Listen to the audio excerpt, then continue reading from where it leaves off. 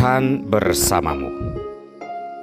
Inilah Injil suci Yesus Kristus menurut Matius, bab 7, ayat 1 sampai dengan ayat 5.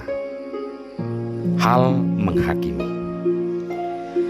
Dalam khotbah di bukit, Yesus berkata kepada orang banyak, "Jangan kamu menghakimi, supaya kamu tidak dihakimi.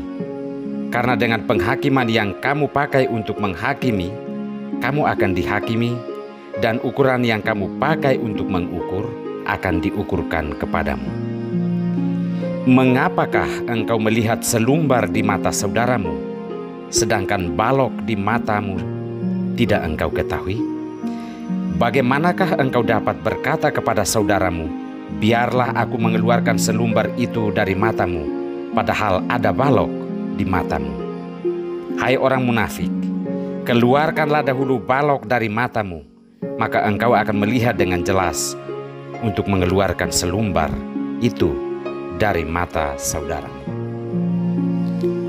Demikianlah Injil Tuhan.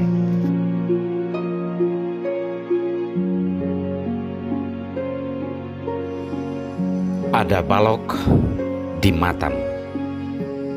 Inilah sampan bersama saya, Pater Domi Kevi, SVD. Bapak, Ibu, saudara-saudariku yang terkasih dimanapun Anda berada saat ini. Entahkah dalam keadaan sadar atau tidak, ada orang yang tidak bisa tidur nyenyak jika ia tidak menilai kehidupan orang lain. Ada yang sepertinya belum merasa puas atau kenyang apabila ia tidak berkata buruk atau menghina orang lain.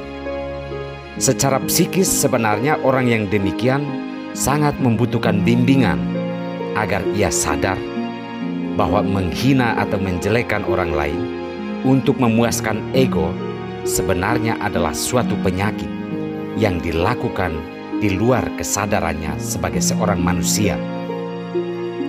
Jangankan secara iman, secara moral saja mentalitas seperti itu tidak dapat dibenarkan.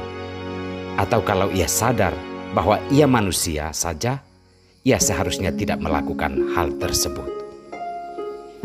Saudara-saudariku terkasih, Yesus dalam Injil hari ini menegaskan hal penting dalam pembentukan diri kita masing-masing, bahwa untuk hidup dan tumbuh sebagai manusia yang normal, dalam arti bukan hanya berinsting, tetapi juga berakal budi, setiap orang patut mengenal dirinya sendiri, mengenal kemampuan-kemampuannya, dan terutama kelemahan-kelemahannya.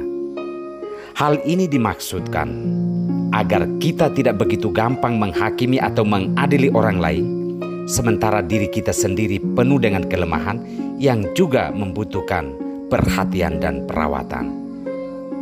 Suatu kehidupan bersama akan menjadi baik karena masing-masing kita mampu melihat kelemahan yang besarnya berupa balok, ketimbang kita menggunjingkan kelemahan atau kesalahan orang lain yang hanya berupa selumbar.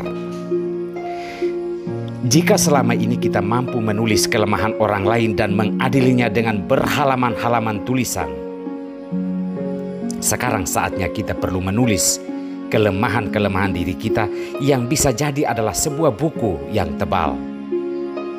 Balok dan selumbar adalah kesalahan-kesalahan yang mayoritasnya ada di dalam diri kita, sementara sebagian sedikit yang ada di dalam diri sesama kita.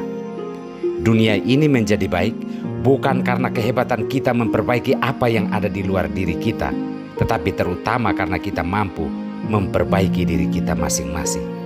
Jika kita belum sampai tingkat kehidupan seperti ini, kita masih seperti makhluk hidup lain yang hidup dan bertumbuh berdasarkan insting tanpa nurani dan akal sehat. Ingat bahwa balok kesalahan itu ada di dalam diri kita.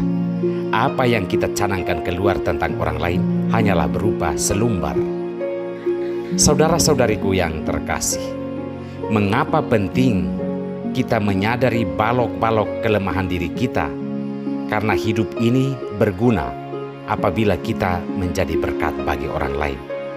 Dan bagaimana mungkin kita bisa menjadi berkat apabila kita belum bisa tidur nyenyak sebelum kita menghujat, kita menghina, dan mengadili sesama kita secara sarkastis. Abraham dipanggil di usia tuanya untuk meninggalkan orang tua dan kenyamanannya dan pergi ke tanah yang dijanjikan Tuhan. Tujuannya adalah agar ia menjadi berkat bagi semua keturunan. Kita pun dipanggil untuk tujuan yang sama, menjadi berkat bagi semua orang. Maka meninggalkan kenyamanan termasuk nyaman menghina orang lain, nyaman mempersalahkan orang, agar hidup kita menjadi berkat bagi sesama.